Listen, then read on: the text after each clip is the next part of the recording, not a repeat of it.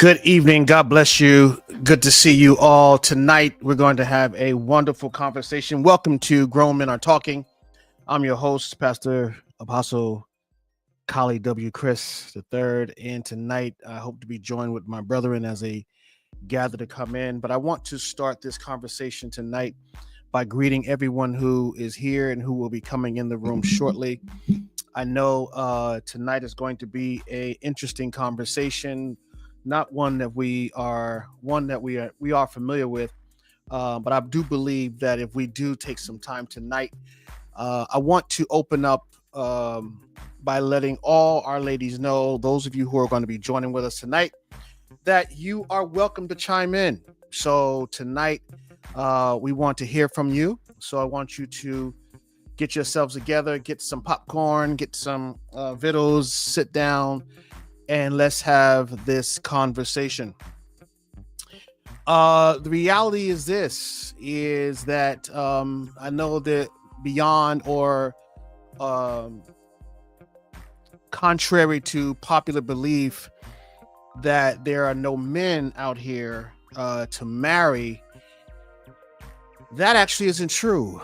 The reality is there is a plethora of men, eligible men, who would love to be married, actually.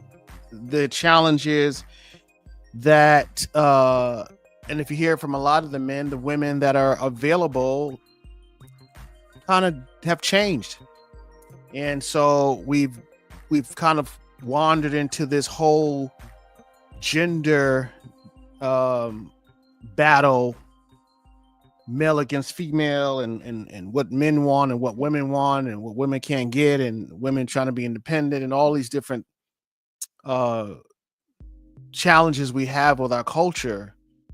There are a lot of men who want to be married, and I know there's a lot of women who want to be married. I mean, for crying out loud, there's a lot of women that I would love to see married. I know some very, very wonderful young ladies who I believe would make great wives and raising great families. They have great morals. They want a home. They want to invest in a home. But I think that the challenge is that the men are not necessarily interested in the mindset of a lot of the women today. A lot of our men are not really enthused by what they hear coming from women today. And it's challenging. It's challenging because although I understand both sides of the argument, although I understand the gripes and the concerns that a lot of our young ladies have, for crying out loud, I got 3 daughters myself who I would love to see married. I mean, really would love to see my girls married. And so I have a vested interest in seeing eligible men looking to marriage. And I know this is extremely challenging. So I want you all to do, while I'm doing my monologue, I want you to hit like, hit share. If you're here with us for the first time, let us know. I want you to hit the like. I want you to subscribe. I want you to send me a friend request on my Facebook page, subscribe on our YouTube channel. Somehow or another, my I don't know what's going on with Instagram, but I'm not going to be bothered with it tonight. That's fine. So I want you to hit like, hit the share button, hit the subscribe button on YouTube. So this is a challenge. This is a challenge because there are men. I mean, one time I was a bachelor, and I really struggled. And it wasn't all just because of the availability. It was within me too. I had some work to do within myself that had some unresolved issues. I had some things that I had to navigate through. And so, it took me a while. It took me a while to figure it out, but I'm grateful I did. So yeah, but I got to be honest. I have to be honest. When I was very, very, in fact, and I don't want to make this about me. I know I got some other brothers coming on tonight, but it was there's a lot of women out here, beautiful women, but the mindset and the philosophy and the way that a lot of our young ladies think, it was not appealing. And a lot of men, I'm gonna say this to you all just so you understand. I know you're gonna be mad at this, but a lot of our men are afraid to trust women. Good to see you, Elder Gracie. God bless you. Lady Chris is here. My wife is on tonight with us. But it's frightening. It is frightening for men. And I know I hope my brothers come on tonight. I got a couple of them said they coming. It is frightening. It is frightening to look out on the spectrum of the women that are available and to hear how they think and what they're into and what they do. It is frightening for a lot of men, especially men who've got themselves together, men who have homes and investments, and they have, they've done the work, and it is frightening to see into it's really, really. And so I know that it's hard to understand. I know a lot of women may be afraid too. A lot of women are cautious and afraid to get married or to do the whole dating and courting again. It is not easy, and I understand it. And so tonight we're going to talk about all those things. I mean, it's just the amount of bodies that, it's a lot. There's a lot that goes into it. Children, right? You come with children. A lot of our women come with children, and a lot of men don't want to involve themselves with women with children, and there's more and more of that going on. In fact, you got this whole simp shaming going on now, right? This whole idea that men who take on a woman with children, somehow he's a simp, or he's weak. I think that's ridiculous. But I understand it. A lot of men don't want to deal with, traumatic relationships. And so grown men don't want to involve themselves with that. And every situation is not the same. So I don't want to paint that brush, but I do know that grown men have a particular type of woman that he is looking for. And men are not as picky, right, as women are sometimes. And I think that's another thing we're going to talk about tonight, is that a lot of our women have these expectations for the type of man they want, and he's got to have all these things that, to tell you the truth, are really not significant when it comes down to the bare essentials of what a man can provide to a lot of our women. And so when you are kind of been brainwashed or manipulated or been kind of indoctrinated with this philosophy that a man's got to have this and he better do this for me, and it's you, but me, listen, that's problematic to hear. A lot of men don't want to hear that, so and a lot of men don't think this way. So I want you to come to terms with that, and we're going to talk about that tonight. I'm waiting for my brothers to come on tonight. So what I want to say to you, those of you who are here, I want you to get your friends, get your girlfriends, tag your sister, tag your cousin, tag your brother.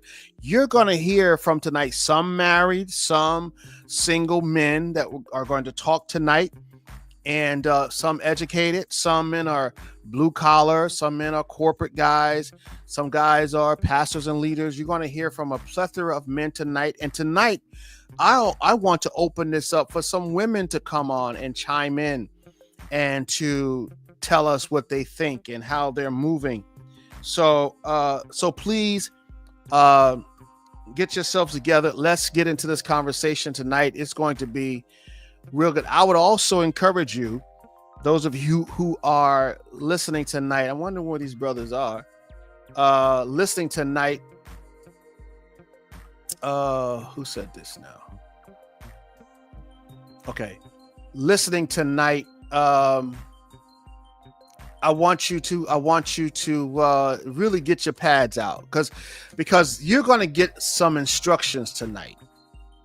All right, you're going to get some instructions tonight because it's not too late. It's not too late for you to get some instructions, to get some guidance, to get some inside thought. We're going to let you in on we're going to let you in on a lot of secrets tonight, right? We're going to let you in on some stuff tonight as the men are gathering. We're going to let you hear some stuff that we're going to let you hear some real inside information about how solid, sober, strong, men with values and principles and how they think, right? How we think, how we move. And if you are looking to be married to us, one of the reasons why your relationships are probably not working is because you're looking for a man who maybe possess what you want, but he is void of what you need. And a lot of times what happens with a lot of our young ladies, there's this fairy tale concept, there's this whole model television concept that's not realistic. It doesn't work in real life.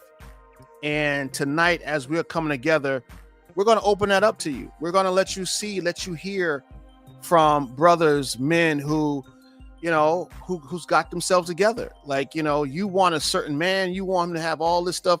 I'll give you, and we'll talk about it tonight. You want your man to be strong and hard and rugged and all this stuff, but then you want to control him. Those two guys don't live in the same body. Those two guys don't live in the same body. The guy that you can manipulate and dominate and control, he don't live in the body with the guy who's an alpha. Those guys, they don't live in the same house.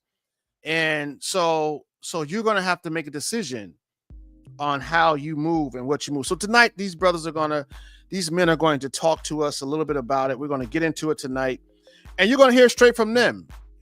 These guys are going to tell you straight, and I'm encouraging them as they're gathering. Listen, say how you feel. There's absolutely no reason for you to think otherwise. But tonight we're going to talk about it because I really, as a pastor, as a leader, as a father, I want to see all of our women who desire to be married actually married. I really do. That is one of my I pray for that. And I pray for marriages. I do. I think it's one of the bedrocks of our society. I think it's one of the bedrocks of our faith in our community.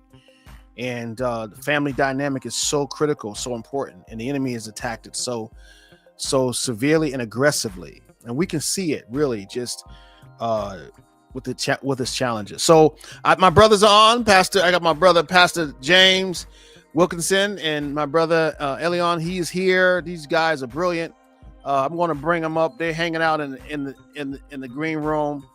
But we're going to bring him on stage. Good to see you, man. Good to see you, brethren. Good to see you, sir. Thank you for coming on. Gentlemen. Good evening. You guys settled in? You're all right? Everybody's good? Yes, sir. Yes. Good as it's going to get right now. Good as going to get right now. How y'all staying cool? It wasn't too hot today. It was a little hot yesterday, but today wasn't too bad. It was 90 here. I don't know where you live. Well, I enjoy the hot weather. Listen, man. So tonight, it's a good convo. We're going to unpack it. I want to constantly remind the ladies who want to come on to share their thoughts, share some experiences they've had. But as we get into this tonight, I think any woman, and we can start this way, any woman who is looking or interested in being married, would like to know, what do solid, when I say what grown men look for in a wife, and I mean that by the mature guy, not the player, not the guy that's just trying to get bodies, not him. We're not that guy. He just got to grow up. He's got to deal with some other issues. I'm talking about the sober guy who's got a plan, right? Who appreciates family, wants the best for, family. That's who we're talking about tonight. All right. So tonight I want to start off with, and listen, and it's an open forum. Like I'm not going to ask a list of questions. I want to hear from you all, and we'll jump back and forth as to what you think, what you are, or what, maybe the brothers you're talking to. You don't have to talk from your own perspective, but you could talk from what you've experienced, from how men like you think. And I'll start with you, Bishop. Well, you always start with me, man. Let the youngster go first. Okay, I'll let the youngster go I'm first. sorry, I froze. Can you just ask your question one more time, Pastor? Okay, so what I'm asking is, we're gonna hear from each of us tonight, and I started out in my monologue kind of talking about the thoughts surrounding it, but I want to hear from you, man, and from each of us tonight. Hopefully, some other of our brothers will come on. We're looking for the Pope, man. I don't know why the Pope he's holding out on us. We're gonna go hunt him down, man. That dude. So anyway, I lost my man again. I lost the doctor again. You think he's trying to push you to go first, man? You think that's he's trying to bail out on us? No, I think this is his. Are you there now, man? I gotta put him back online. You there? Yeah, I can hear you now. Sorry. Okay, so we want to find out from you tonight, man, just from your own point of view. I mean, you're a single man now. From last time I talked to you, was single. Yeah. Things go fast now. So, just from you, and maybe from the brothers you talk to, and we're talking about a particular guy, right? A particular man. Some guys we know, not the guy who wants to be a player, not the guy who just wants to hang out. I'm talking about a solid man who is looking for a wife. What is he looking for?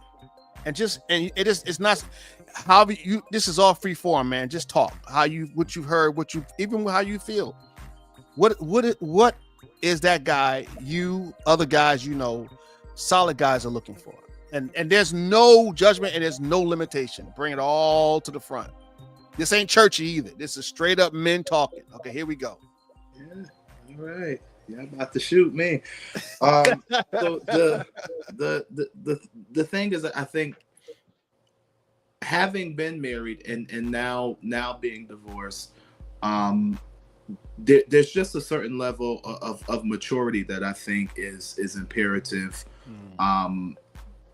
in a wife, but also in myself. So there's something that I think that's important, that we're at a certain level of thinking, a certain level of communicating. A lady that has goals and has ambitions and has visions, has an identity in herself, in her totality, or the totality of who she is. It is not wrapped up in me, but also not deduced by me, but with my accomplishments and my achievements and the things that I'm working towards, and what she has going on together can create empire or generate generational wealth. I'm not looking for a slave. I'm not looking for someone that just cooks and cleans. That's not me. I actually prefer to do a lot of my own cooking, because I like things done a certain way. But I also, a lady that will allow a man to be a man. That when I say I'm gonna fix something or I'm gonna figure something out, that can have that confidence in my voice that says I don't have to go to nobody else. I don't have to call another number. I don't have to look at another resource, because she's watched me. She's watched how I function, how I communicate, and not to make it scriptural, but she knows that when I say yes, my yay is yay. And also a person that's not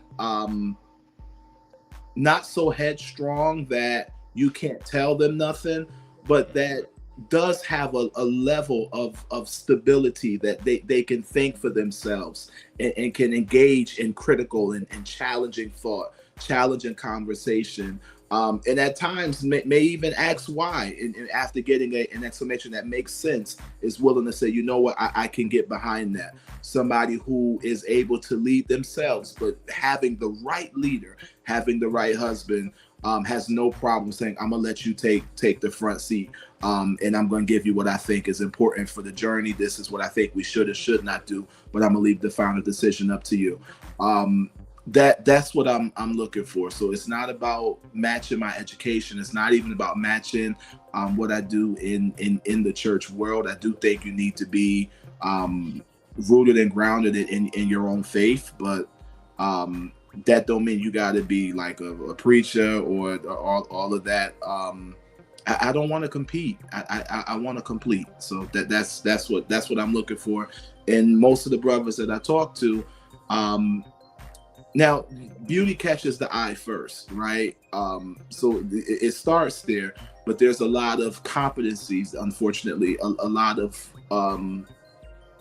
candidates lack, because yes, you're beautiful, yes, you're attractive, but outside of just the look in the date and the conversation, there's nothing there. And so oftentimes these women are overlooked. And the worst thing, and we may get to this, we may not, but the worst thing is being raised by like a strong single Black mom. That's great, that's wonderful.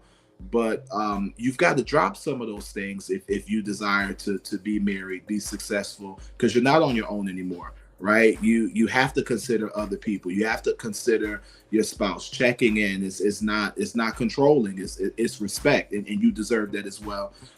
So those are the things that I see and am looking for, but also my counterparts we've definitely discussed as well. You talk in thesis, right? So you're a lofty thinker, right? Sorry. So that's cool. No, and I understand it. And I like the way you approach your thought. But one of the things that I want to I think you said some very interesting things, some very powerful things. I think that we have to spend time kind of delving into that, right? And I want to point out one thing I thought was very interesting. You said you don't have to match my education. And of course, aesthetics and beauty is important because we're visual. Yeah. Right. But what does that like? Okay. So good to see you, brother Kev. What does that look like? Okay. So a woman looks good, but you said you talk to her. I guess that's what you're saying. You talk to her. There's nothing there. Right. Like you're trying to give us an example of that. Like, give us an example. She's bad. We got past that. Right. So let's say, go ahead. Let's say you're talking to this young. It's hard because I got so many examples. I gotta make up one so nobody get offended. You talk to that many women? not like that. But you talking to me? You talking about me? I hate that. Dating this fast track. You test, you go. You test, you go. So let's say you're talking to this young lady and she's in this educational program, and you say, okay, well, what's your end goal? What do you want to do with this degree, or why are you working in this manner? And she has no idea. She just wants the degree because everybody's getting the master's, or but there's no. That's it. And unfortunately, it's the same thing when you bring up the subject of marriage, you bring up the subject of kids. It often becomes, all my friends are. Wait, at 3:00 in the morning, your friends ain't gonna be there to change that diaper. But that baby crying, your friends ain't gonna pick up the phone. Or so life is more than a photo op. And so when I say you don't have to match my education, if it's not something that really fulfills you, I'm not pushing you in those directions. If you have a high school diploma, but you have an entrepreneur spirit and you're thriving and you're successful and you're making adjustments to maintain relevant within the income bracket, and not for nothing, you might not even have to touch a bill, but you have to have something going on with yourself so that you don't get lost. I think too much idle time is unhealthy. And so when I say you don't have to match that, I'm a workaholic. I'm a studyaholic. I love school, so I'm always going to be learning. I don't think I'm done now. So with all of that, sometimes people feel like, oh, I've got to bring that matching to the table. And I don't think it's that serious. If you can bring a level of peace to the table that I can't find nowhere else, I may value that more than you having a job that pays you six figures. I make my own money. I don't need that from you. So that's what I'm really dealing with. Yeah, I think I thought about what you said, and this is important because I think that we have, and you can correct me if I'm wrong.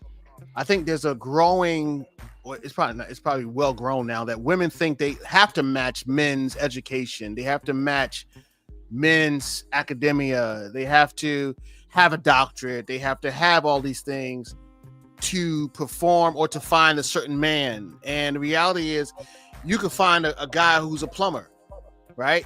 And a plumber, electricians, carpenters, those guys are making $200,000 or $300,000 a year, right? They may not be doing, your degree may not mean, most of us don't even think about your degree, right?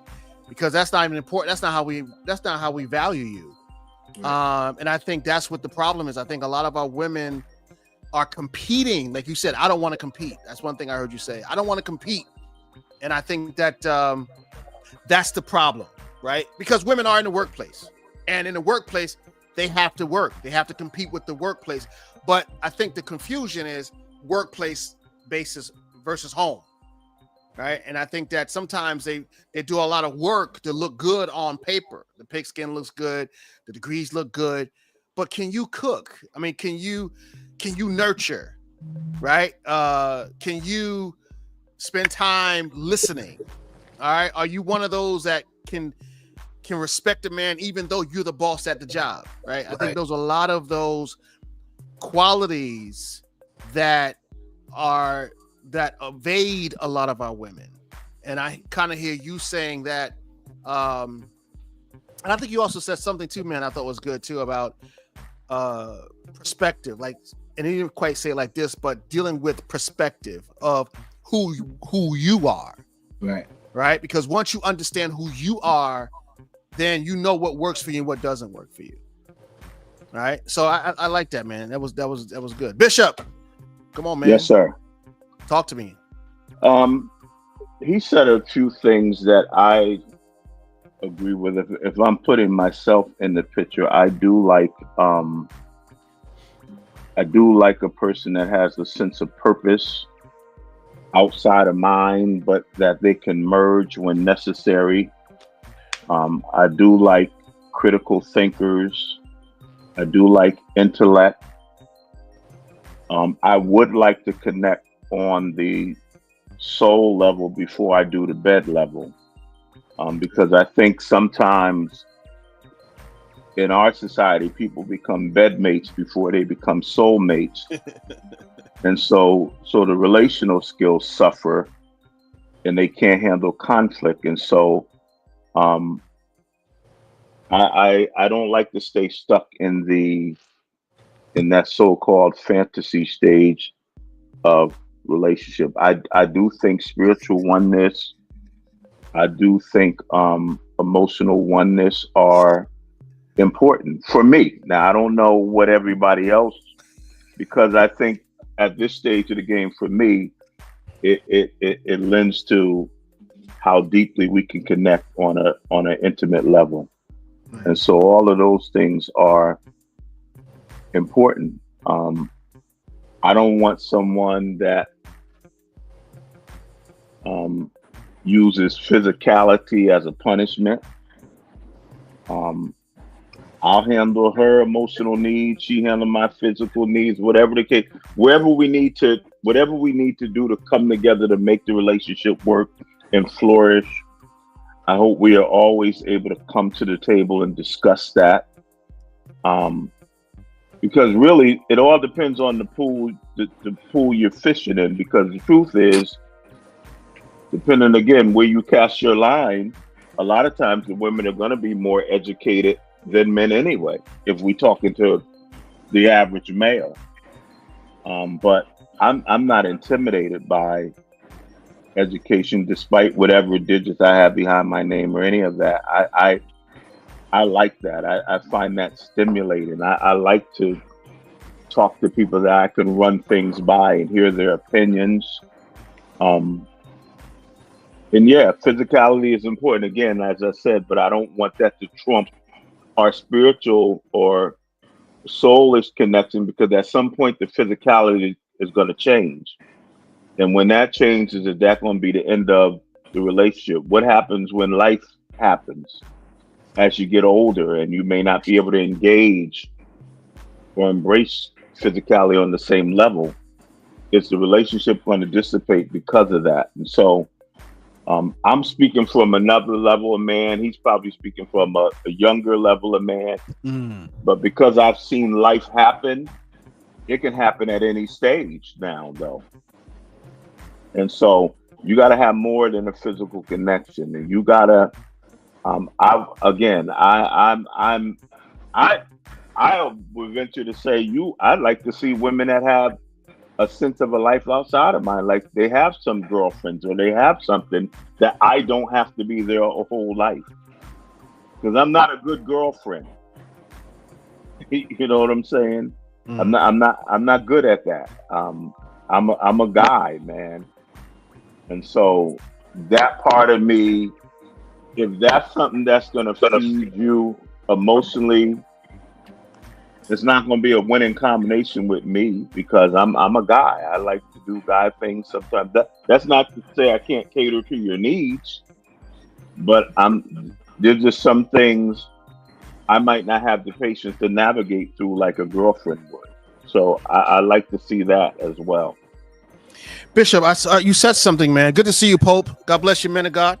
Hey, gentlemen. Pope's here. Let me give him the Pope wave. Listen, ladies, those of you who are gathering, I want to put this out there real quick. Those of you who are gathering, get ready. We want to bring you on, allow you to have some conversation in this if you like. We'd like to hear from you tonight. But something that both you guys said that I thought was interesting, and I'm going to kind of capsulate it.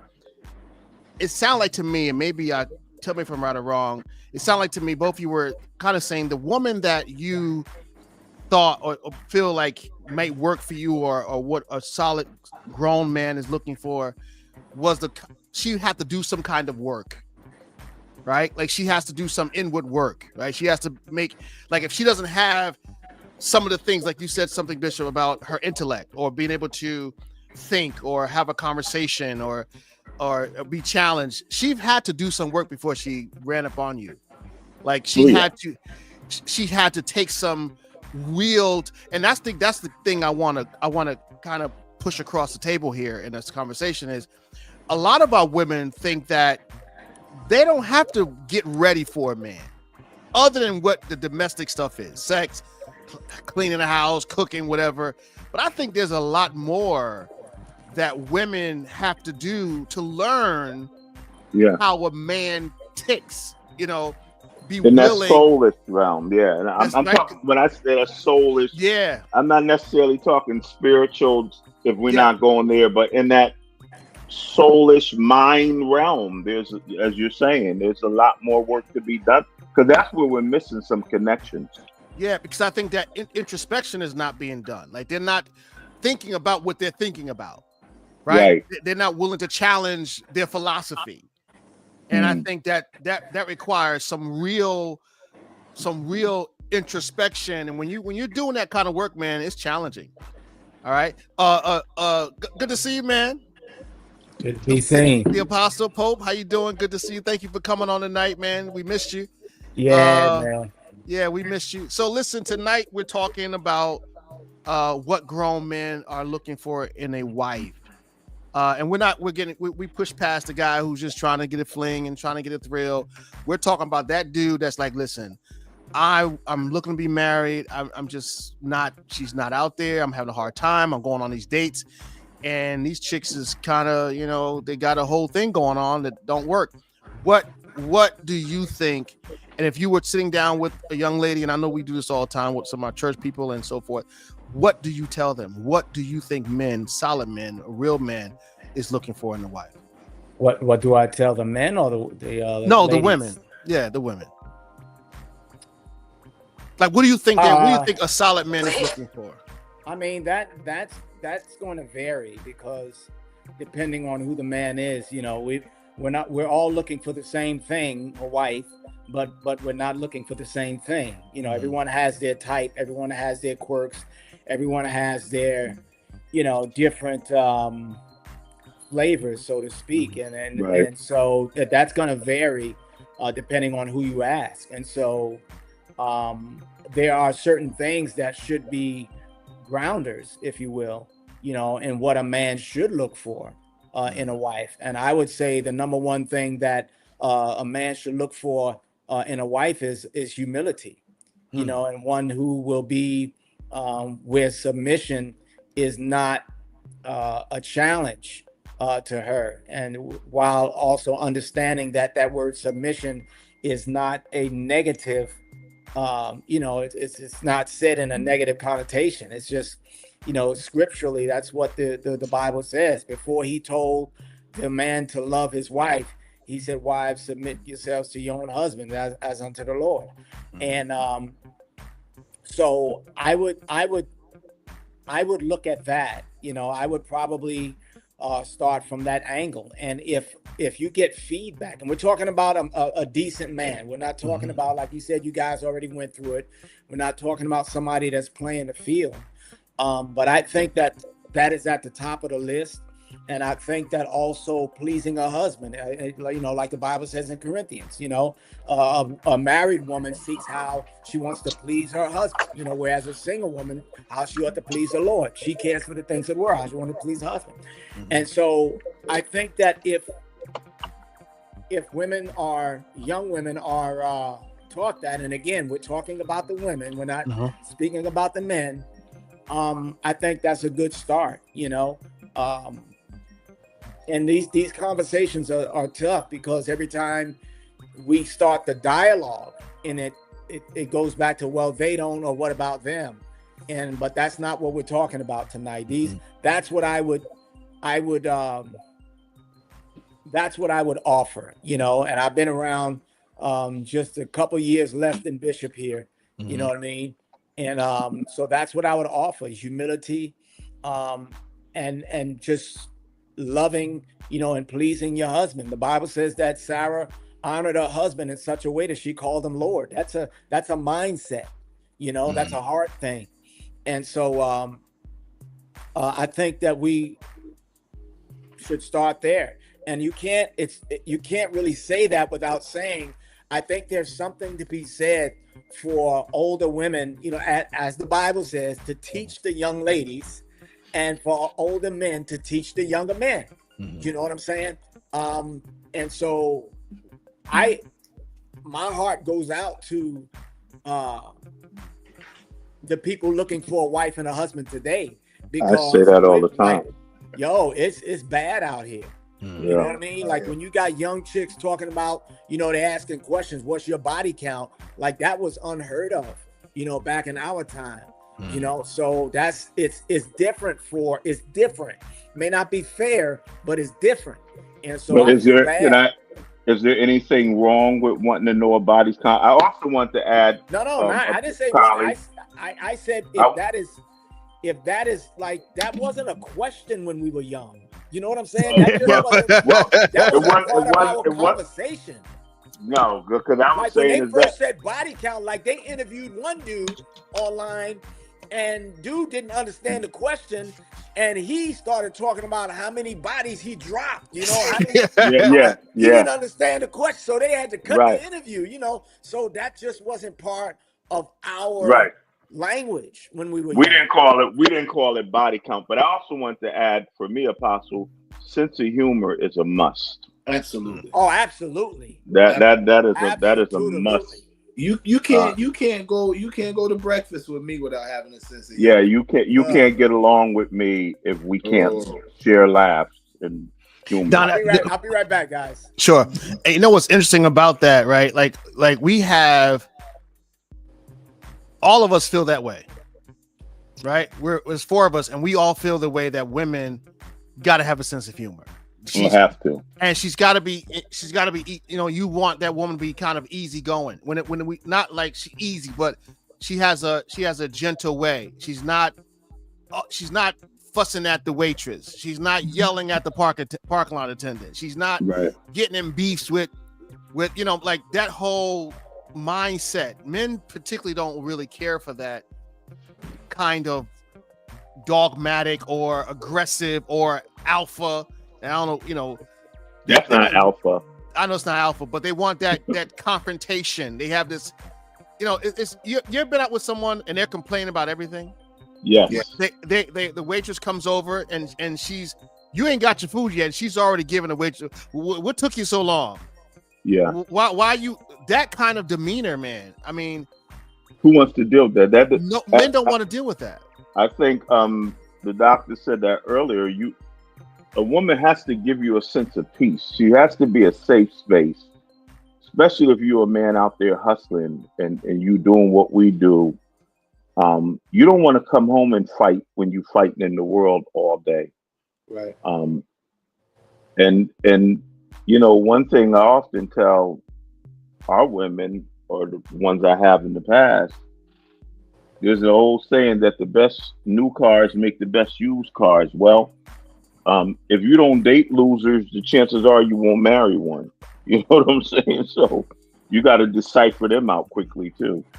One of the things I want to interject is, as you guys are talking about, I thought about emotional stability. Yes. Right.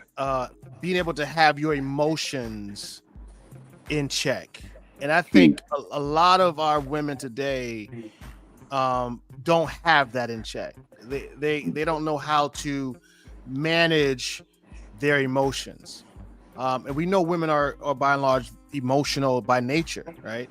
But there still needs to be a sentence of governance on how to manage your emotions. Yeah. And I want to kind of talk about that a little bit, because I think that's kind of what I believe Bishop the Pope was saying. That she's got to be a certain way with how she moves, what she hears, how she responds, right? Humility speaks to that, right? Emotions, like she's humble. She's not like, for instance, if you tell her, or if you say, listen, I disagree with that approach, I disagree with where you're going with that, she's willing to submit. Okay, I let me, before I lose this thought, go ahead. And you guys may have hit on it, but a man, he doesn't take challenge well by a woman. You know, if everything you say, you're challenged on it, you know, now what you're doing is you're challenging his headship, you're challenging his authority as a man, you're challenging his covering, you're challenging everything that makes him a man. If everything he says, you go toe to toe with him. And this is the culture that we have. And so I think that is you know, it's not a good look to just go to toe with not with a real man. That's not our nature. I mean, when you talk about in our realm, yeah, we say headship and covering. I think in layman's terms, what you're talking about is disrespectful. Absolutely, it's a sign of disrespect to just challenge everything a man says. Yeah, everything a man, and we find our love in respect, and so you constantly disrespecting me, disrespecting what I say, disrespecting what I do, and you're right. That's not a good thing where men are concerned. No one wants to feel attacked all the time. Right. Yeah. You got to learn how to I think they get offended, and I think we got to do a better job of explaining this, Pope, is they really get I don't know what, for some reason Trump, the humility lands on the runway of trauma for them. You know what I'm saying? It just lands on the runway of trauma for them. I think we got to learn how to unpack that word in a way that it doesn't mean subordinate or it doesn't mean slave.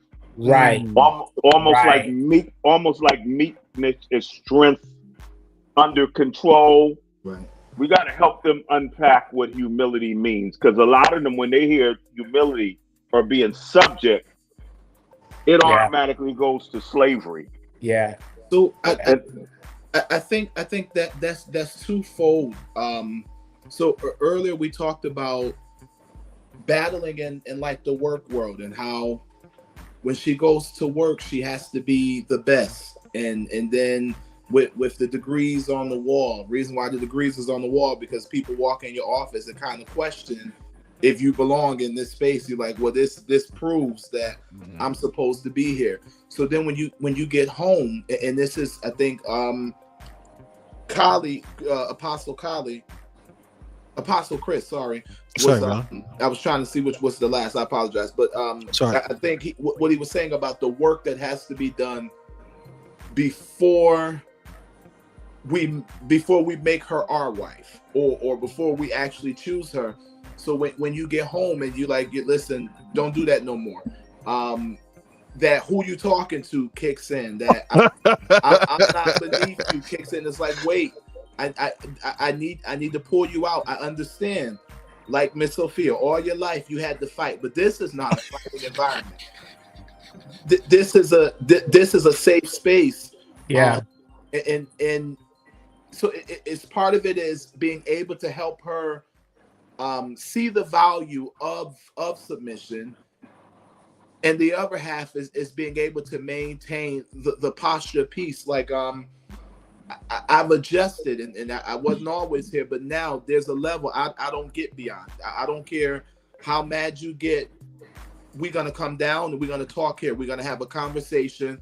It may be an uncomfortable conversation, but I'm not going to disrespect you, and you're not going to disrespect me. Now I don't care what you say when I can't hear you. while I'm talking to you, I'm gonna respect you, and that's gonna be a challenge, and you're gonna respect me. So I think I think a lot of it has to do it, and I think I touched on it earlier. You know, a lot of our women, because of the system, were raised by strong, independent Black women, and that's a beautiful thing, but it shouldn't have been. It wasn't supposed to be like that. And so they inherited kind of always being on the defense, always having to provide, protect, defend, provide, protect, defend. And I think sometimes what happens is when they get home with their husband, they forget that you don't have to defend no more. You can just exist. I'm not your enemy. We actually fighting on the same team. Well, I think that also I'm sorry. I was going to say, I think that lends to what Apostle Holmes was saying about them having a level of humility and submission, and understanding that doesn't mean you're a slave. Because one thing you said that's so important, I think when you're trying to build a lasting relationship, I don't care how angry you get, disrespect is out of the question. I'm not going to call you anything that you can't hear in your ears and not process it enough to separate yourself from me. I'm not going to call you out of your name. I'm not going to go to that. I just have a problem with that, even in arguments, even in disagreements, that we don't go to the level where I can't unhear what you're saying to me, because that's going to be problematic. I heard somebody say it like this: my attitudes and emotions sometimes go down a one-way street. Once I start going that way, it's illegal for me to go backwards. And so I'm not going to call you, I'm going to choose my words wisely. I'm going to say what I need to say to rectify whatever conflict we have. But I will never disrespect you. I will never call you a name that you can't unhear. And I expect the same. I was thinking about, and I think it fits in to how this portion of the conversation started. You know, we hear about the Proverbs 31 woman, and to put it in a nutshell, when she's outside her house, she's a boss. She's a boss. She's a boss. like She's a hands baller. down. But when she comes inside the house, you know, it says the heart of her husband trusts in her, and he will have no lack of gain because of her, right? She does him good. She doesn't harm him all the days of her life. And so she's that boss outside. She's making that money. She has the degrees. She gets the accolades. But when she comes back home, she makes sure that her husband is number one. And to speak what Bishop was saying, as far as the soulish thing, like he trusts her. Mm-hmm. That's key. That's key. When a man can trust a woman, the right woman, You'll never separate them. With his deepest thoughts, with his whatever, man, you got gold. You'll never I say this all. You'll never separate a man from a woman he trusts. And I think it goes to when you say trust, and one of the things that I'm hearing also, she has to be teachable, right? She has to be someone that you could teach, and she's only going to learn from you if she trusts you. It's true, right? She won't take your instructions. She won't take your guidance if she doesn't trust you. And I think sometimes when a woman have not done what Apostle Holmes was saying, that he talked about how she revered him, looked at him as Lord. That's because she trusts him. That's because that she can trust him to teach her and to not combat everything he says. Right? Yeah. So let's help the brothers in the back. Let's help the brothers in the back, though. But you got a lot that you have. See, today, like our culture is different from back then. You know what I'm saying? Like they were raised to be wives, so to speak. They were raised to be submissive. They were raised to honor. And we live not only in a different climate, but we live in a different culture. We live in a completely different world, man. So you have women, and again tonight, just to put it out there, we're just talking about the women tonight. You have women that come into a relationship with trust issues, and so anything can be a trigger. You know what I'm saying? If she can come in loving you but not trusting you, not because she doesn't trust you, but because she doesn't trust men. She just happens to love you. Right. And so it's a lot that goes into that. You trust in a marriage, like it's gotta, like you gotta come in empty, man. Like you have to come in completely empty and completely vulnerable, you know, and completely understanding what love really is, because love is not that feely lovey-dovey, you know what I mean? Love is that patient, and something has to happen in order for you to have patience. Let me ask you a question. And everybody not coming in, if we're going to invite other people in the conversation, everybody ain't reading Proverbs and Genesis. But I want to, and it's hard for us not to go back to that, and I get it. But I want to go to something that Holmes said. When they're coming in, they're not coming. They have to come in empty. It's a powerful point, man.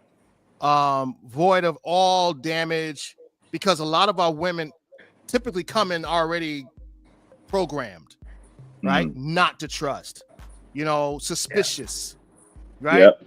And that's kind of how and that takes that work that we talked about. Like you got to kind of reverse all of that. Every man's not a dog, right? So how do we help? How do we speak to that? Like, because that's most women that come into our space. They don't come empty. They come programmed. They come with these inhibitions. What do we say to that woman? This guy's looking for a woman who's empty, right? I mean, to be fair, like you both got to come in vulnerable, man. But we're speaking to the women tonight, and I think that's where, and I think we touched on this before.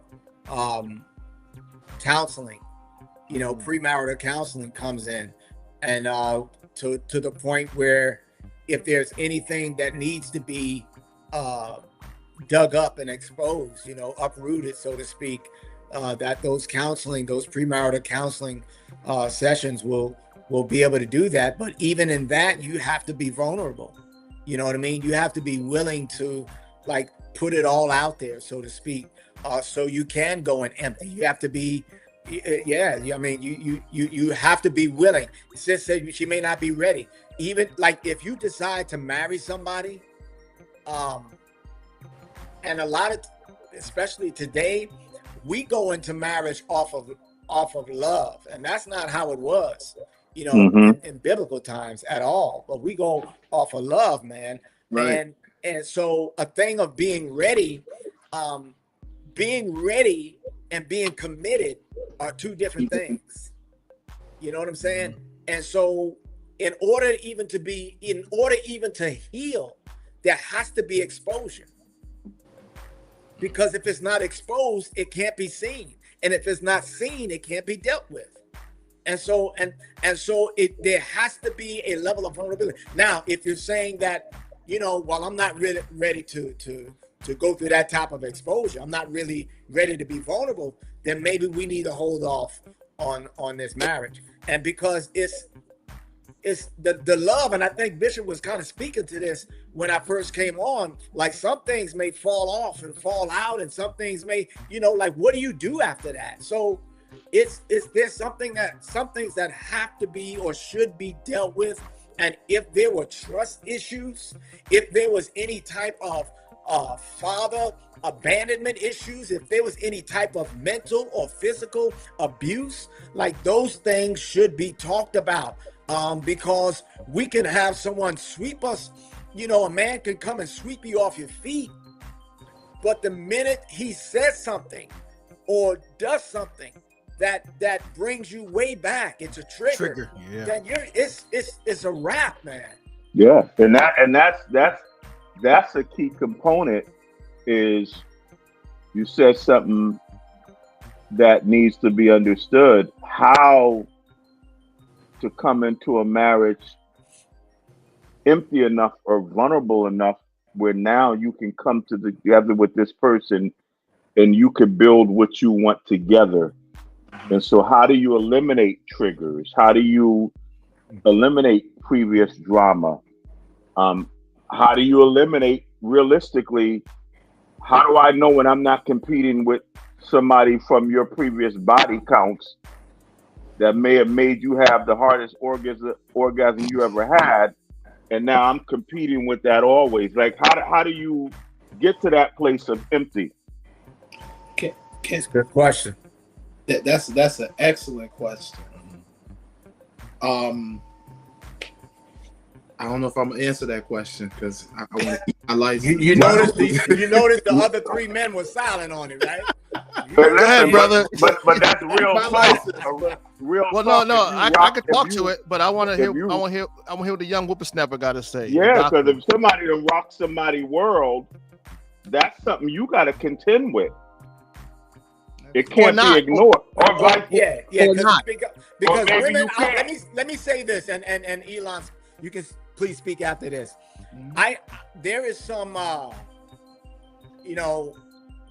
validity to what you're saying, but a lot of women, they're not that may have been it, but when they find somebody they love, man, it just doesn't matter. You know what I mean? Like that in other words, that's not priority.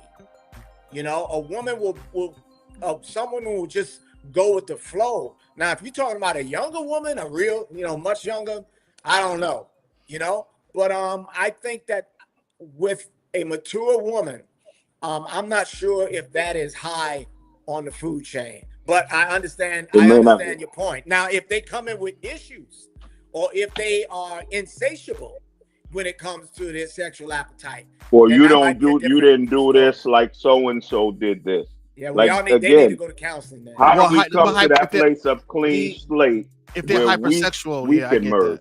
Where we can merge, and I'm not dealing with your past, because our experiences shape us. Our history shapes us. Keelan, go ahead, man. I want to hear what you guys say. Yeah, I want to understand how we come to that place of empty. So I think part of it is, if I can step out of the church for a second and step back in after, I think part of the problem is I think we may get to marital counseling and marriage too soon.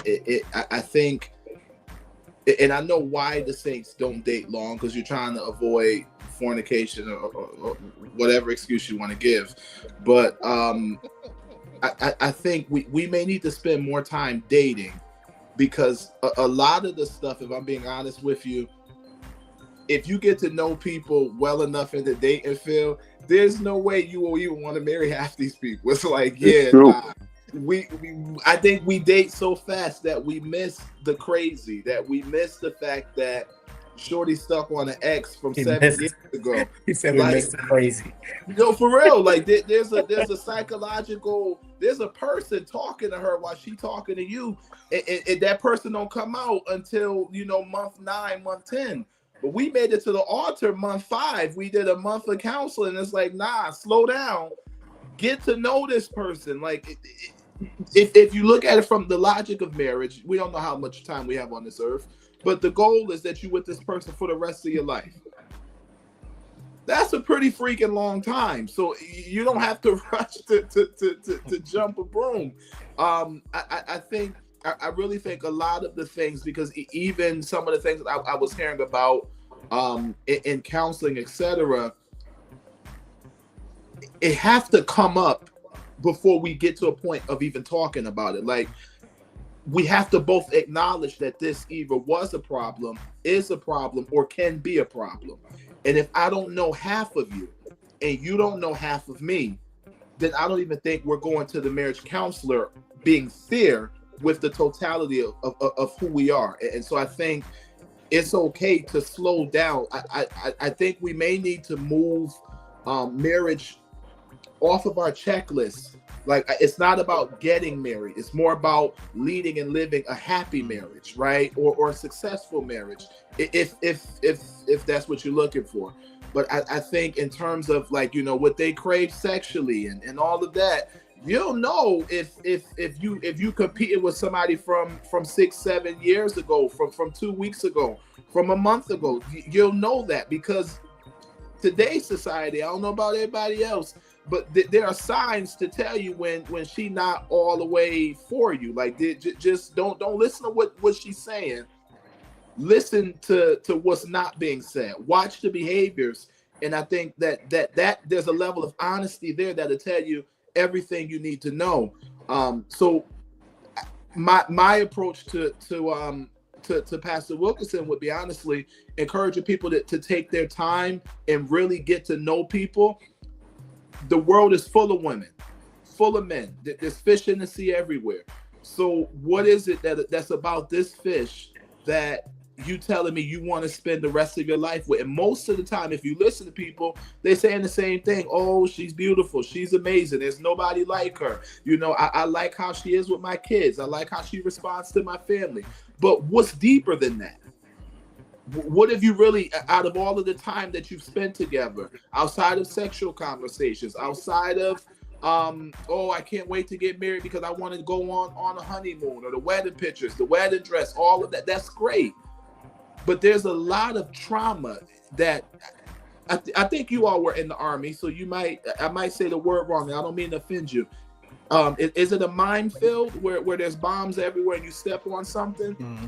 And I think if you rush to get married too soon, I think it's the same as running onto one of those fields, because there's a level of trauma that opens up when you live with somebody. Like, you can date, that's fun.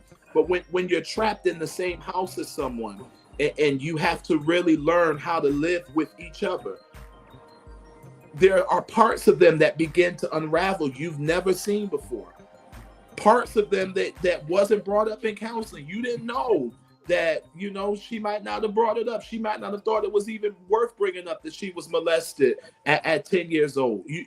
So, I mean, that takes us to a whole, that's another, because sometimes, some things can be suppressed to a degree to where it's forgotten.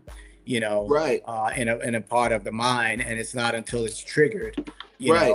know. So, But I ask those wanna questions speak to in what Will counseling. said. You talked about pouring. How do you get to the point where you're empty? You know, what steps can you take? You know, one thing to do in order for something to be emptied, you have to pour stuff out. And so talking, you know, getting it out of your system, talking is one method of doing that, you know. And again, you have to be extremely honest and vulnerable, you know. Sis mentioned she may not be ready. You know, you have to sometimes do things when you're not ready, when you're uncomfortable, you know, if you really want to be healed. As far as competing with people, sometimes I think if you have a woman who is immature, you will never be able to satisfy her. But there are some women, and as well as men, who have certain types of appetites. And so I think, Wilk, somebody mentioned being teachable. You know, we have to be teachable too, because what a lot of men will do is when they, you know, if you've had sex before marriage, you think what worked with this chick over here is going to work with your wife. Absolutely. And that ain't the case. You know, what might turn this one on will turn this one completely off. And so that's why I brought that up. We all have to be humble enough, especially men, to be teachable.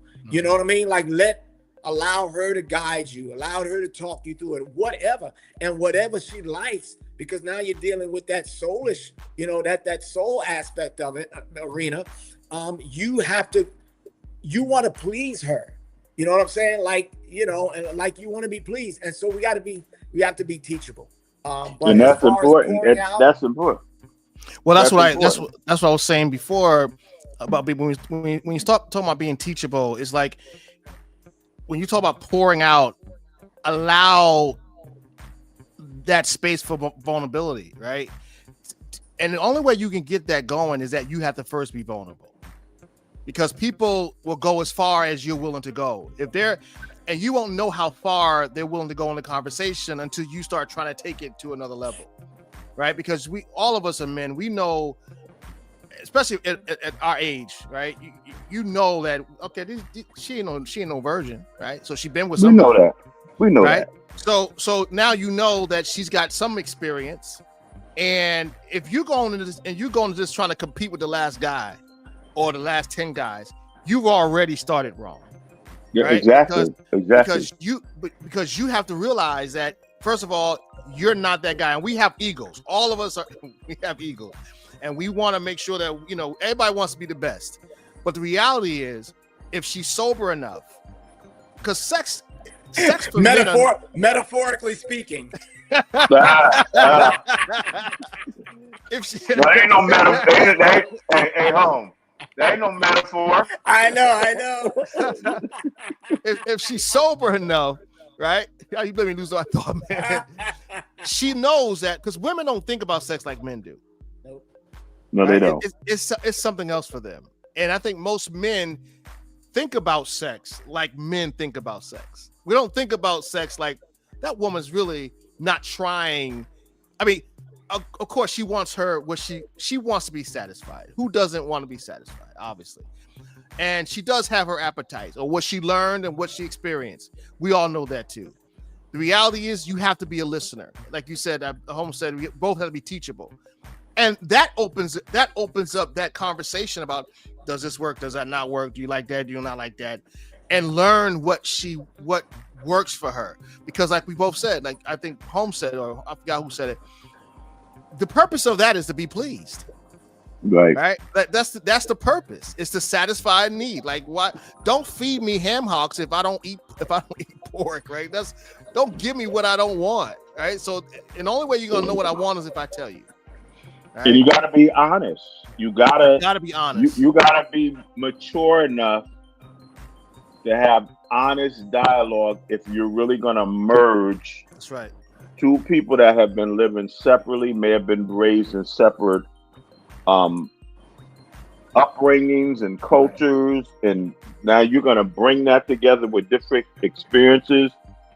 And you have to have honest dialogue, and you can't have a fragile ego as a man, but she also has to be honest as a woman, because the Bible says the heart is deceitful above all things, who can know it? So you gotta trust her enough to know that she's telling you the truth, so that we're bringing this thing together to make this work, not trying to intimidate you, not trying to hurt you, not trying to any of that. And you have to be willing to make concessions, right? I mean, you have to have a woman who's willing to make concessions. Okay, he may not be that, but he's this, right? Right. And that works, right? That works, and I think that's where a woman has to be able to. She can't have. I think I mentioned in my monologue. You know, she wants that hard thug guy, right? She wants a leader. She wants a man who's hard. You know, but that guy don't live in the body of a simp. He don't live in a body of a guy you can just talk to and talk down to, and crap on and yell at and like. Those two guys don't live in the same body, right? No. So if you want that man, that the guy that is gonna protect the family and all that stuff you want, and that guy who knows who he is, you can't talk to that guy any kind of way. So you're gonna have to realize that what works for you, because a man is gonna be who, if he's really a solid man, a grown man already knows who he is. Right? He knows what he's going to take, what he's going to allow. He knows how much he's going to stand for stuff, and he's going to tell you straight up. And I think that's the other thing too. A lot of our women are not ready to handle is that honesty. Like, I don't want that. I don't like that. And it's not like, well, can I deal with it? No, I don't want that. I don't like that. And that's something that you're going to have to be willing to deal with respect, right? Because there's no, I don't know why I want that. Fussing. No, it's respect it. Like, okay, he don't want that. And next time you got to tell somebody he don't want that, it's as if you agree with it. It's not like it's a suggestion. Like, don't do that. Right? Like my wife would tell my kids, nope, grandpa, my grandkids don't do, he don't want that. And she's saying that as if she agrees with us. She will let him do such and such. But the reality is, this is how he moves. And I think that's how a woman today has to be able to move in that space, to take on the same kind of his position, right? His position in certain situations. And I think that's a special kind of woman. She should be able to speak on your behalf. Yeah. She definitely should be able to do that. I mean, that goes back to Proverbs, the 31, where it says that, her husband is known. Like she has a voice, and when people hear her, they hear him. They know that she is his wife. You know what I'm saying? Right. So that kind of leans toward that aspect of it. Well, I would also say, we talked about this on a couple of our podcasts. We talked about respect and honor. I think was one of the words. A woman that can respect, and I think goes back to what you said before about calling him Lord. Right, and not just calling him Lord, but really that in-depth honor and respect.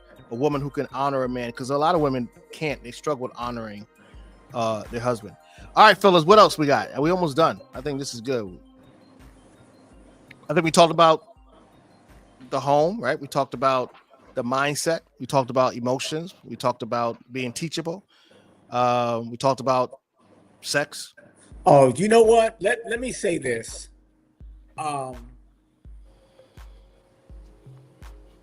And you can help me out, Will. Like, the Bible talks about how the mouth can sink a ship, can set a forest on fire.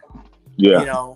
But I think we got to learn to season our words with salt, and that's one thing that a lot of women need to be taught. Like, you can't. It's not a good idea to approach a king and say anything. Yes, that's. You know what I'm saying? And I'm speaking, I say that with respect, that you can get a lot of what you want and what he may not want to give, all by your approach. I think the ladies will say you can catch more bees with honey. I think we talked about that before. I might have mentioned it where no, not tonight, but it's almost like when when David was going to kill Nabal because of how he had treated his men. And when Abigail interceded, she spoke to the king and him until the king came out, because he was going as a warrior. Yep.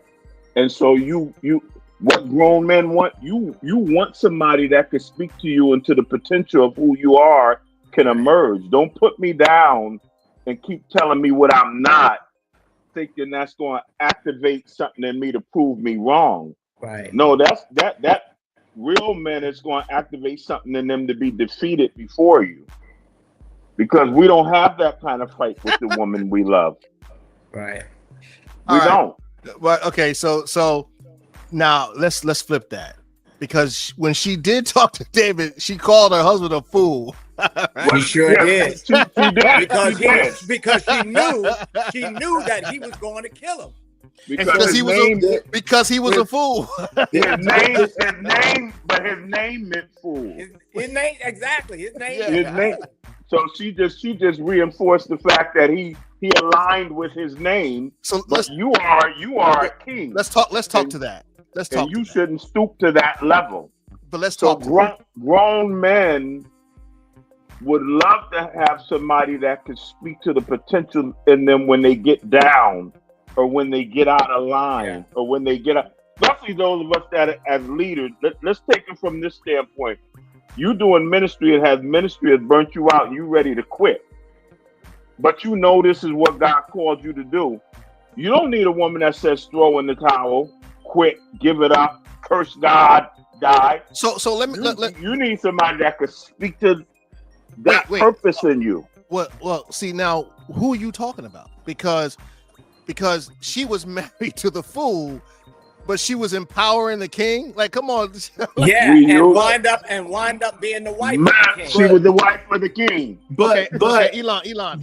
In the moment that she was empowering the king, it was on her husband's best behalf and in his best interest. Talk about it, young reverend. Talk about it. Goes back to Holmes' statement earlier about she can be in Africa, but when she speak, they hear him. Even though she called her husband a fool, it was almost like she was tricking David to feel like she was on David's side. There you go. But the whole time she's really begging for her husband's life. Exactly what she was doing. That woman. So y'all stop trying to taint it. I'm sorry, I couldn't hear you, Pastor. Y'all stop trying to taint it. No. She was interceding for her husband. That's exactly what she was doing. But you misunderstand. You misunderstand the approach. No, but her intercession the place is what David saw and said, I need to make a wife out of that. Right. So when you die, this No. I understand what you're saying, but let me tweak that a little bit. Yeah. He didn't have to make a wife out of her. No, she was already a wife. Yeah. She was all but David remembered how she spoke to him. Right. And that aligned him to her. But she was doing what she was supposed to do, talking to the king and David while defending the foolishness of her husband. Right. Two things can be right at the same time. She didn't do anything wrong. I didn't say she did anything wrong. My point I didn't say you did. No, but my point is that what did you say? If you were the fool, right? If okay, and I look at it, I'm trying to look at it critically. Like, she's saving his life. We all know that. She saved that man's life. He's a nut, and he deserved whatever he got because he ended up messing up anyway. But she was saving his life. Right, and we know that, but by disrespecting him to another man, I'm not feeding into that part. Wait. I'm not feeding into that part. No, he would not listen. He would not. He's on to something. He would not appreciate what she said to him, even though she saved his life. Right. I get that. I get that. You see, but wait, hold. You go in a whole different way from the principle. But wait, no. You got to listen, and I hear what you're saying. I know you want to ride your horse to the sunset. I got it, man. I'm going to. And I'm with you on that, and I understand what she was doing. However, I don't know if she had to do it that way. I believe she did. She I know has. you She do. I has know. to. I know you do. I know you do. He I was know on you his do. way to kill him. But listen, I don't know if she, again, I don't know if she had to do it that way, because if she had the charm and the influence that she had, she didn't have to disrespect her husband to get the king to understand. We don't know that, Can I man. tell you why she had to- back. See, Let now- me say but my this. point. Now y'all are Why doing. she had Now to you're do doing poor eisegesis. No. Let me- I just Let want me to say say this, one guys. simple thing. Let me get this out for a second. Back in that time, you could not insult a king. Like, he completely disrespected David, insulted him, and didn't care. Let me ask you a question. What, Do you think David was influenced solely by the fact that she called him a fool? No. Or do you think he was influenced by her beauty, her femininity, and who she was? No. I think he was influenced. He was influenced by what she said to him about him. Right. In her I don't even think Right. he really heard what she said about her husband. Can Go I ahead, say Elon. two things on this? Elon, go ahead. So one, I think David was more moved by her reverence and respect for him as a man and as a warrior. At this time, remember, David wasn't king. He was just a warrior. He was killing the game, though. And so you want to play with a warrior. He had been anointed. He had been anointed king. Anointed, Right. But he wasn't on the throne. But he was just running from. He was running from Saul. Saul was still alive. He wasn't on the throne, so he disobeyed. But he was anointed warrior. So the second thing is, I think Abigail had no other choice, specifically because he was a fool. Like, we can't miss that out. So I think this individual is beyond hearing any advice. Like, you can have that Proverbs 31 woman, but if you're a fool, what good is that? What good is that to you? So I think the same woman with a different man, she might have been able to go a different way. And to be honest with you, with a different man, she might not have had to take that step at all. But I think the fact that she took that step tells me she felt like she had no other option. And I get that, yeah, and I get that, and I do understand it. I mean, we've seen this, we've read this for years. The point I'm making is, I think some women. I think some women. Check this for a second. I think. Go ahead. I think some women. Hold on, right let me finish. I think some women know they're married to a fool, and I think the wise woman who knows she's married to a fool will know how to move around that fool. You know what I'm saying? And what I mean, we use the word fool, but I'm talking about handicaps, blind spots. She's wiser in certain situations. She has a better control over her emotions. She knows how to see things and how, because there's a lot of women who are wise who can move in a certain space, but know that he's gonna mess up. So what she gonna do is that she gonna try to do something to subvert that mess up because she knows it's coming, right? And I think because I think David was. I'm thinking we got two stories convoluted. I just want to verify. Oh my goodness! I think David was king. Who is that? But he was running from Absalom. So, but my point is this, and this is why I want to raise it. I wasn't raising it because I didn't think that she was out of pocket. I was raising it because she did disrespect her husband by doing that while saving his life. Did. And I think, and listen, right or wrong or indifferent, it doesn't matter. The reality is she did call him a fool, and I'm sure he wouldn't have appreciated. No, he wouldn't have. He wouldn't have appreciated her calling him a fool. No, what he wouldn't appreciate is the fact that she was trying to save his life. Well, regardless, she did what she thought was best. We can all agree on that. However, I still think that I mean, I'm not just gonna say, "Well, yeah, she went and saved the day." I got you guys in the book. Y'all study. What y'all preach this? No, I just want to make sure I'm in order. So, but the only point I want to make, and I think I want to make it, is that she was wise. But I think she could have, and I could be wrong, obviously, because that's not what happened. But I think because of I don't think she had to do that in order to get David. Bro, we got to do a timeout. When she saw that, first of all, David and his men, they had protected their fields. Protected him, right? They were protecting their fields. And so when Nabal did what he did, he basically disrespected David. Like, yeah. I protected y'all, and I'm asking you a favor. Not only am I asking for something, but I let you know I come in peace. You know what I'm saying? And he said, he told him you was a slave on the run. Yeah, and he dissed him. So when Abigail went out there, the first thing she did was she fell on her face. In reverence, yeah. Hold up. She honored him. The first thing she did was she honored David. And then she told David, she said, look here, he's doing what his name is. Come on now. So she honored him first. And I think she spoke to who David was before he became that. So, but I hear what you're saying, and I'm still. You're right. I'm not arguing that. The book is what it says.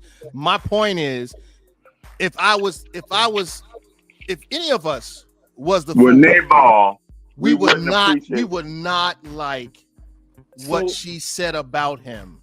Regardless, because your question is what grown men are looking for in a wife. That's right. And I think maybe we can add that to the list then. Somebody that we can trust to make the best decision they can. Boom. I'm with you all day.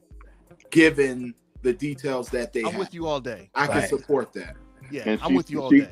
She has to be able to speak to me, and maybe she has to defend me by saying some things I might not like. Exactly.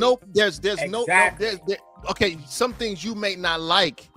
Okay, see that you can't see what you're doing is you're removing the details from the conversation that she had with David. If Nabal had not done what he did, then she would not have had a conversation with David at all. But because of what Nabal did, because of what he said after David and his men had looked out for them, Nabal that brought them to that point, and she knew. David told his men, "Go get your swords, strap up." David knew what he was asking for. He had it because it was sheep shearing season. That's what they were celebrating. Let me ask you a question. When he went humbly to ask, the man insulted him. Let me ask you a question. And I know this is hypothetical, but do you think she was really trying to save his life or her life? Maybe both. But that's speculation, bro. In those days, speculation. But in those days, to save his life and his resources was saving her life and her resources, because women weren't considered much according to the laws of that era. So even if he had passed away, that doesn't mean she would have gotten in any of his allocations. So to keep him alive was keeping her alive. Now, also, isn't there a I could be wrong, but maybe you guys can research it. Is there a law against a woman talking to another man without the permission of her husband? I don't know about that one. I think there was a Levitical law surrounding that. Everything was a law with it. That's true. I can't answer. Right. We ain't under the law. No, but she was. So but see, and that's another thing. It goes back to she did what she felt was best, even without her husband's blessing. I think he got so mad. Was he the one that went into like a heart attack because he was so angry? Either way, him hearing about it was really what killed him. He was livid.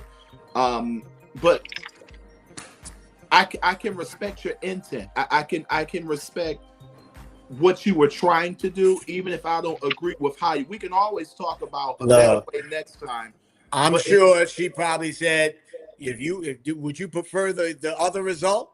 You know what I'm saying? But that's what I'm saying. He was coming here to kill your dumb That's what I'm behind. saying. Like, yo, I don't have to always like what you do, but afterwards, if we can have a conversation, and I can at least see what your effort, I can see what you were trying to do, I can respect that. But see, that's the thing, and I think again back to and I'm gonna flip on the other side of this, but I'm thinking even in a man's man, I think any man, any guy who's like, listen. Right.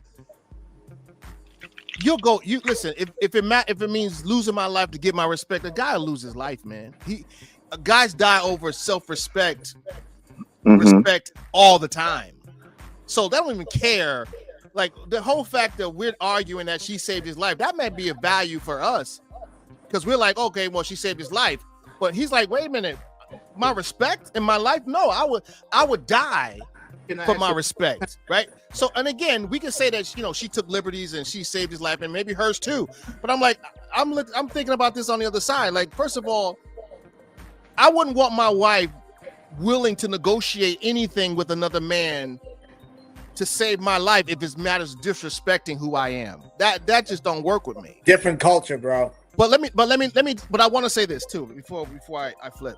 And I want to say this because I think, and I gotta get my thought.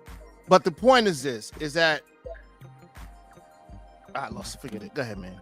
I lost it. Doggone it. Men will die behind our respect. You were on, Pastor. Yeah. But I kind of. My point was. He gonna lay on that sword. He gonna lay on that sword right there. No. My point No, I is, got you, man. I got you. She has to. Well, I think what I really want to say is that a woman has to be wise enough to respect a man and keep his dignity, because at the end of the day, even though she may be doing something right, forget it. I lost my thought, man. I'm going to say, you guys don't push me. I hear. But I hear exactly what, because I was going to argue the other point. And that's where I was going to argue the other side of it. Saying in defending me, I'm gonna use a harsh biblical word. You don't have to defile me. You don't have to insult me. You don't have to wound me to defend me. I disagree, fellas. But I think I disagree. Speaking, we are not understanding the gravity of the situation. No, I'm with you, Pastor. I'm with you. I heard what you're saying, Holly, that you would rather die than lose your respect, bro.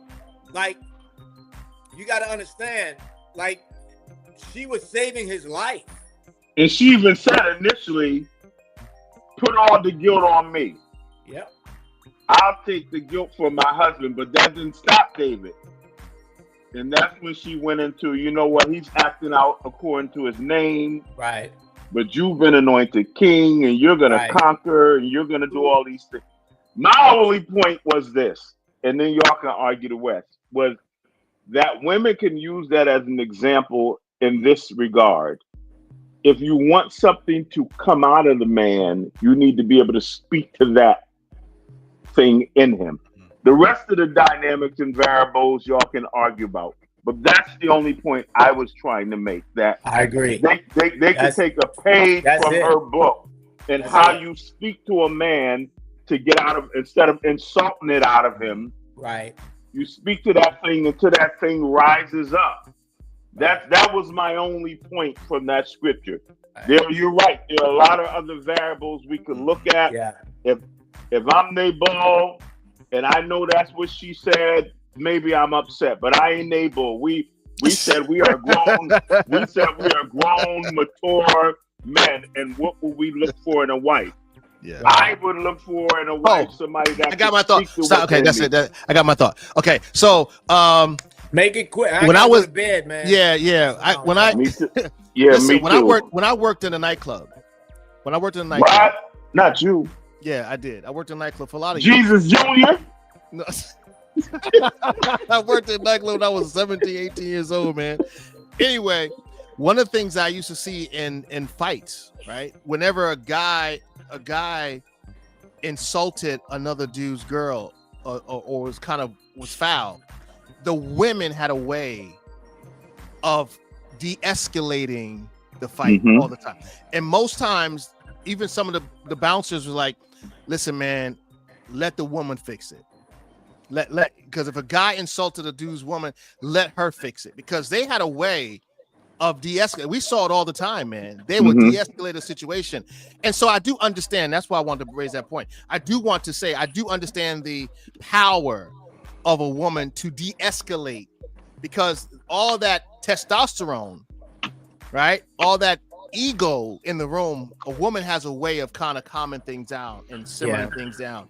And that's what I want to say. She has to be able to realize her power in that. And that's what she did. She knew that these two headstrong, dominant men, right? She knew that the one that she can reason with was David.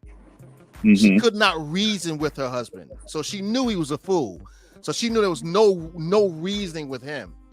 But David, she figured, I'll take my chances with him because he can't be that crazy. He's got all these men following him, right? He's got some and just the way his demeanor, right? The way he moves, and women can vet that out pretty quick, right? They can see, well, I know this guy over here is a fool, so let me talk to him. So a woman who knows how to resolve conflict, right? How to move in a space to soften a situation, and to cause it to turn in a certain, because femininity is very powerful when it comes to men. And I don't think a lot of women understand the power of their femininity. Listen.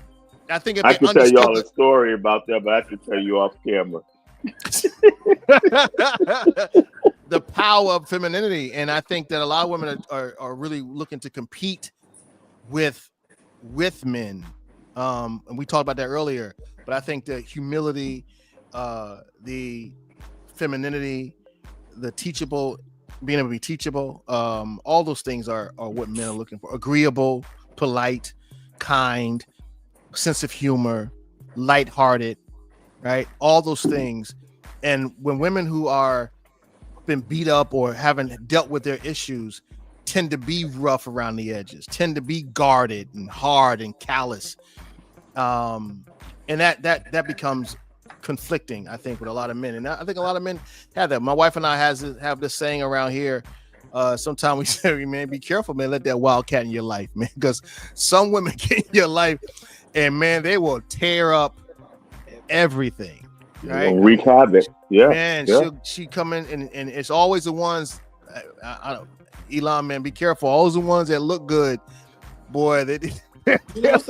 Sometimes it's worth it. No, no, I gotta go, man. Yeah, because that's a whole nother conversation. Yeah, we're not going down that road. We're not going down that road because Holmes don't want that karate chop to the throat. Man, please, man. Look, my father used to say, you want a woman that got a little bit of everything. He said, you don't want them too pretty, and you don't want them too ugly. He said, you don't want them too smart, and you don't want them too dumb. You want... And you want them to be born by what my man said. You want to be born a female. Yeah, that part. Put that on my list. I gotta go, guys. To be first, I'm running on 2 hours sleep, but I wanted to come in tonight. Yeah, we're gonna go. We're gonna go. All right, guys. Any other? We're done. I think we beat that dead horse, and I don't think any women want to come in here. Ain't nobody said nothing yet. So I know, right? They ain't commenting tonight. We need their input. Yeah, I think they were just listening and hopefully taking notes. We'll see. All right, guys, we're good. We're good. Have a good night, gentlemen. We good. Everybody have a blessed rest of your week. All right, bless, guys. All right. All right. Peace.